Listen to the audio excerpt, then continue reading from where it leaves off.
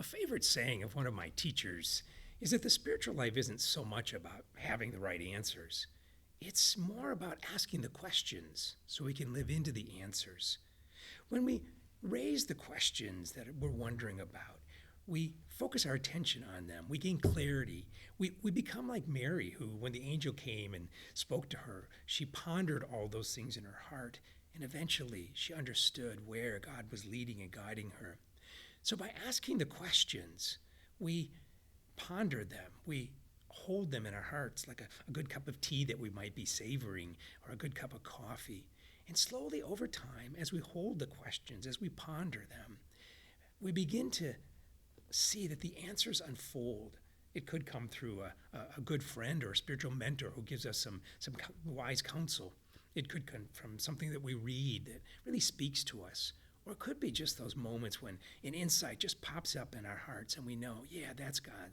That's God's answer. That's where God's leading me. By holding the questions, we allow ourselves to live into the answers. We shape and mold our lives around these new perspectives that we gain as we hold the questions and live into the answers. Perhaps two of the most important questions we can ask ourselves from time to time is, who is God to me? And who am I to God? Those two questions, they can change over time because with any relationship, our relationship with God and with ourselves, our inner self, can shape and mold over time.